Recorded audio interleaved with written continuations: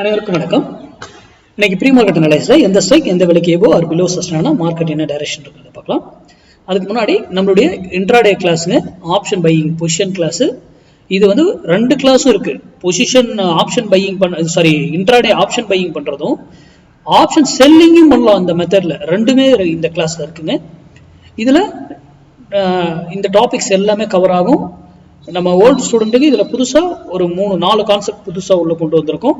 ஏன்னா weekly expiry நிறைய பேர் வெளியே போகுது அப்படின்னு சொல்கிறாங்கன்னு பயப்படுறாங்க. அதுக்கு இனி எந்த எக்ஸ்பைரி எதாக இருந்தால் என்ன நம்ம ட்ரேட் பண்ணுற மாதிரி இதில் கொண்டு வந்திருக்கோம். ஓகேங்களா? டீட்டெயில் வேணும் அனுப்பிச்சவங்க கேட்டவங்களுக்கு எல்லாருக்குமே நான் அனுப்பிட்டேன்.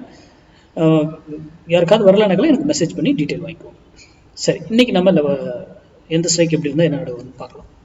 25,400 கால் 88 ரூபீஸ்க்கு 88 ரூபீஸ்க்கு எபோ சஸ்டைன் ஆனா மார்க்கெட்டு அப்செட் போகும். அதற்கு பிலோ சஸ்டைன் ஆனா 88 பிலோ சஸ்டைன் ஆச்சுன்னா மார்க்கெட் டவுன் சைட். மார்க்கெட் தான் டவுன் சைட், நல்லா புரிஞ்சுக்கோங்க. ஏன்னா மார்க்கெட் சப்போர்ட்ன்றத வச்சா ஆப்ஷன் பையிங் பண்ண முடியாது. மார்க்கெட்ல டைம் வேல்யூ கிடையாது. மார்க்கெட்டுக்கு காலையில் 9:15 ஓப்பன் ஆகும், 3:30 முடியும். அது எங்க வேணா ஓப்பன் ஆகலாம், எங்க வேணா க்ளோஸ் ஆகலாம். ஆனா ஆப்ஷனுக்கு அப்படி கிடையாது. அதனால சிம்பிங்க முதல்ல நம்ம கொடுக்கறது மேக்ஸ் கணிதம். மேக்ஸ் சார்ந்து மட்டும்தான் நம்ம என்ன லைவ்ல வந்து எவ்வளவோ மாறும். ஓப்பன் அட்ரஸ் மாறலாம், பிரைஸ் என்னடவும் மாறும், நியூஸ் ஏதாவது திடீர்னு வரலாம்.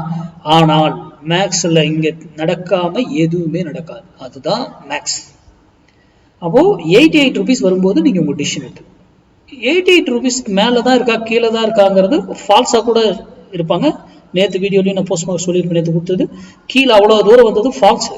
அதெல்லாம் ஏன்றது நீங்க கண்டுபிடிக்கணும். அதே போல இங்கிருந்து மேலே போனா ஒரு வேலையில எதர் டைரக்ஷன் சேஞ்ச் ஆகணும் ஆர் அப் ஆகணும். அதே போல கீழே வந்தாலும் ஒரு வேலையில திரும்பி ஆகணும் ஆர் டவுன் அதே டைரக்ஷன் போகணும். அப்போ அது அடுத்த டைரக்ஷனா அங்க இடத்துல வரும்போது மாற்றும் அப்படிங்கிறதும் இதுல உள்ள அர்த்தம் இருக்கு. இதெல்லாம் புரிஞ்சுக்கோங்க. ஒரு வேல்யூ கிடையாது ஸ்ட்ரைக்கு. ஒரு ஸ்ட்ரைக் ரிவர்சல்னு ஒரு பாயிண்ட் இருக்கு. அந்த பாயிண்ட்ல தான் திரும்பி ஆகணும் ரூல். எதர் அதே டைரக்ஷன் ஆர் ஆப்போசிட் டைரக்ஷன்.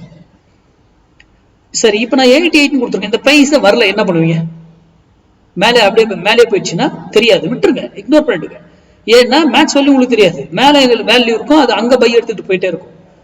அதை பயன்படுத்தும். இப்போ உங்க வேல்யூ கூட நான் கொடுக்குற வேல்யூ கூட நீங்க படிச்ச பிரைஸ் ஆக்ஷன் ட்ரெண்ட் லைன்ஸ் எண்ணி அங்க வந்து மேட்ச் ஆகுது. அப்போ ஓகே சரியா இருக்கு அப்படின்னா நீங்க பயன்படுத்திக்கலாம்.